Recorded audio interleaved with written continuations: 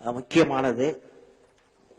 இந்த பேர் சுவாமி சிவானந்த ஆசிரமம் என் வாழ்க்கையில் மிக முக்கியமான ஒரு குரு போன்ற ஒரு பெரிய மனிதரின் வாழ்க்கையை பற்றி நான் உங்களுடன் பகிர்ந்து கொள்ள விரும்புகிறேன். நான் ஹைஸ்கூல்ல படிக்கும்போது, பிரைமரி ஸ்கூல்ல படிக்கும்போது, 5ஆம் கிளாஸ் படிக்கும்போது, 10ஆம் கிளாஸ் படிக்கும்போது எனக்கு ஒரு எண்ணம், நான் ஒரு பெரிய விமானியாக வேண்டும், ஏர்கிராப்டின் பைலட் ஆக வேண்டும் என்ற பெரிய எண்ணங்களுடன் வாழ்ந்தேன். அப்புறம் பிரைமரி ஸ்கூலு, எல்லாரும் கேக்குதா? பிரைமரி ஸ்கூல் படித்தேன்.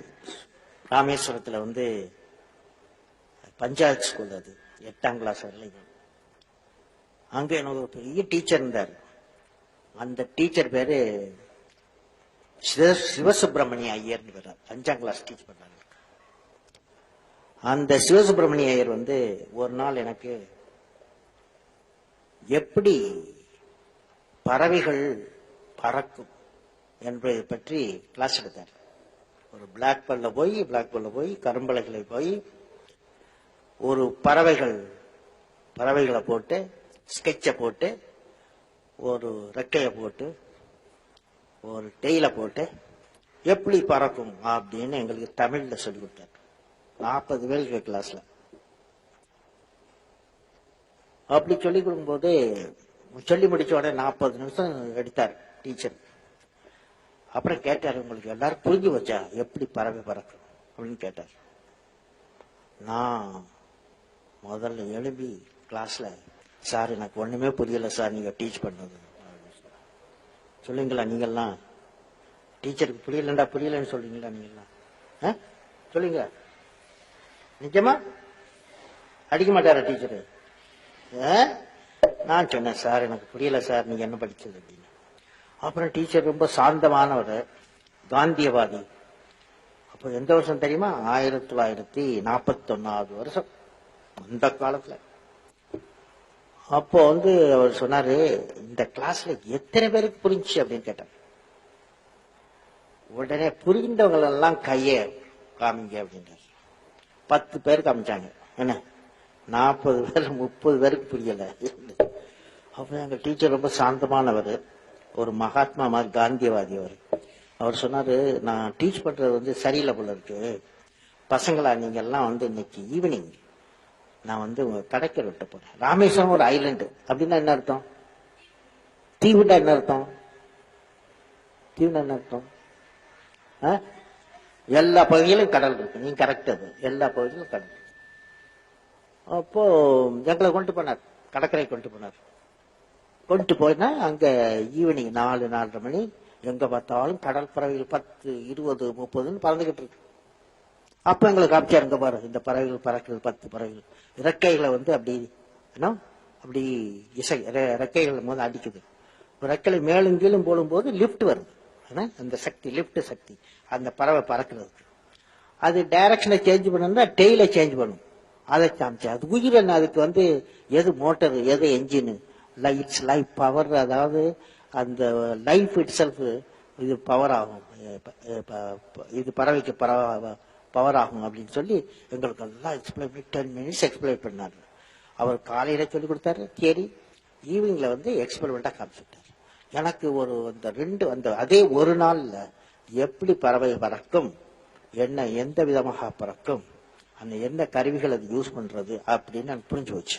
ஆனா ஒரு முக்கிய காரியம், அன்றைக்கு தான் நான் நினைச்சேன், என் கல்வி நான் என்ன பண்ணாலும் இது பறக்கும், எது பறக்குமோ பறக்கும் விஞ்ஞானத்தை பத்தி, பறக்குகின்ற பிளைட் சயின்ஸ், பறக்கும் விஞ்ஞானத்தை பத்தி, இன்ஜினியரிங் பத்தி நான் படிக்க வேண்டும் அப்படின்னு ஒரு எண்ணம் எங்க சிவசுப்பிரமணிய ஐயர் அன்னைக்கு சொல்லி கொடுத்தது மூலம் எனக்கு ஒரு திட்டம் வந்துச்சு.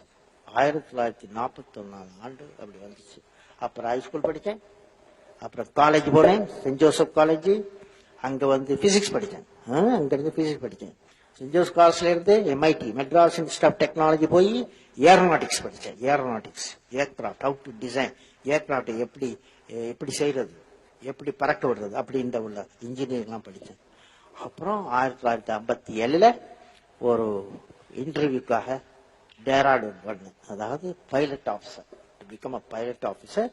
நான் இன்ஜினியர் இல்லையா, அதுக்கு நான் எலிஜிபிள். இப்போ பைலட் ஆஃபீஸர் ஒரு இன்டர்வியூ, இந்தியன் ஏர்ஃபோர்ஸ் இன்டர்வியூ.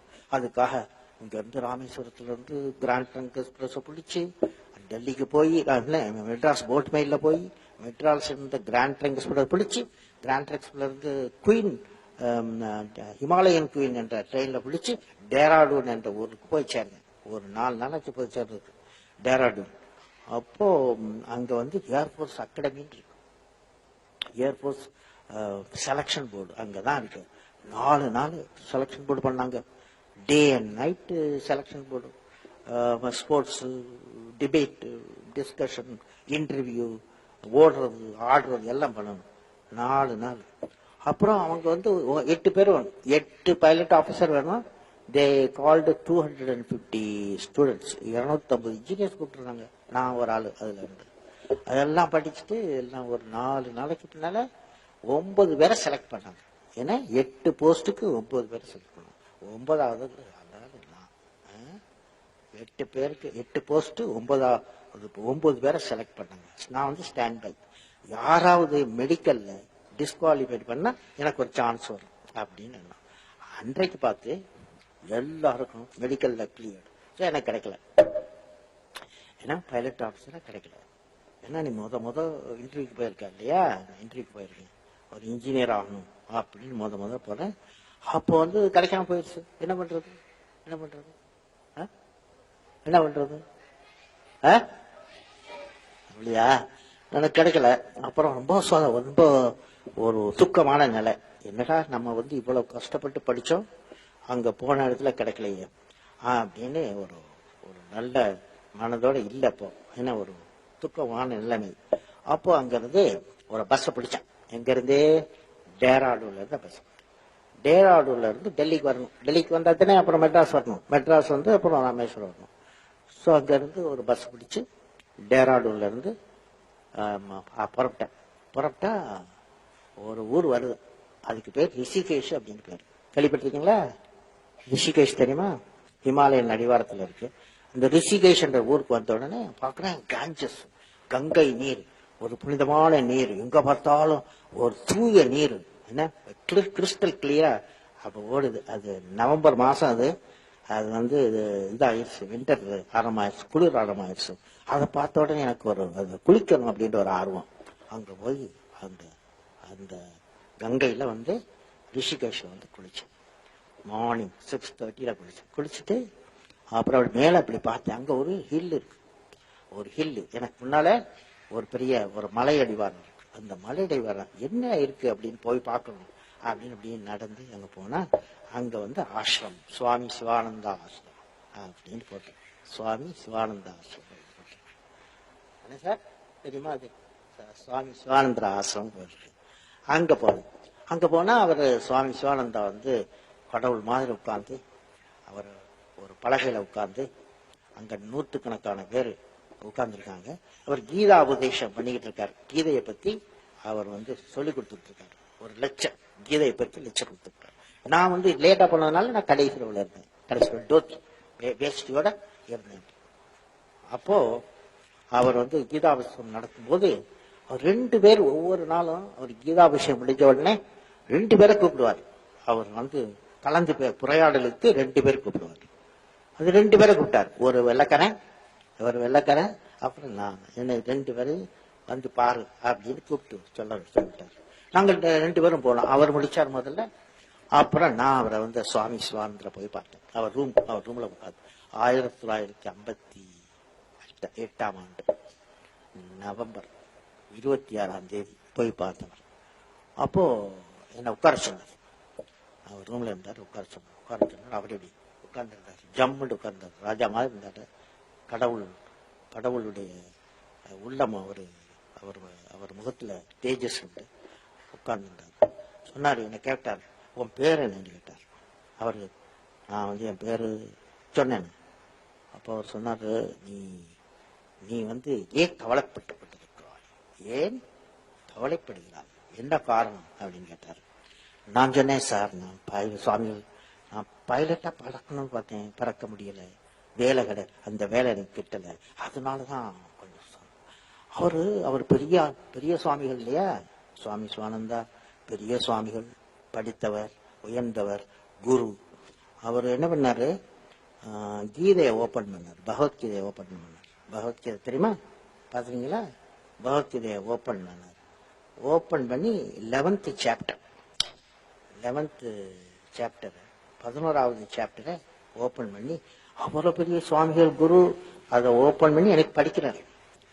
அது விஸ்வரூபம், அதாவது லார்ட் கிருஷ்ணா விஸ்வரூபம் எடுக்கிறார். அது அர்ஜுனாவுக்கு எப்போதுமே ஒரு சந்தேகம், என்ன வாருக்கு போகணுமா, குருச்சேத்ராக்கு வாருக்கு போகணுமா, போக வேண்டாமா என்ற ஒரு சந்தேக நிலைமை. அப்போ நம்ம லார்ட் கிருஷ்ணா ஒரு விஸ்வரூபம் எடுக்கிறார்.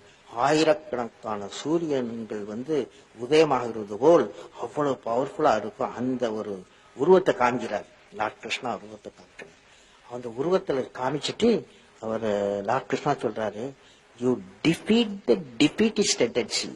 அதாவது இடும்பைக்கு இடும்பை கொடுப்பார். திருவள்ளுவர் என்ன சொல்றாருன்னா, இடும்பைக்கு பெரிய மனிதர்கள், உறுதியானவர்கள், வாழ்க்கையில் வெற்றியடைபவர்கள் எல்லோரும் துன்பத்திற்கு துன்பம் கொடுப்பார். இவர் சொல்றாரு, அந்த லார்ட் கிருஷ்ணா சொல்றாரு, you defeat the defeatist tendency.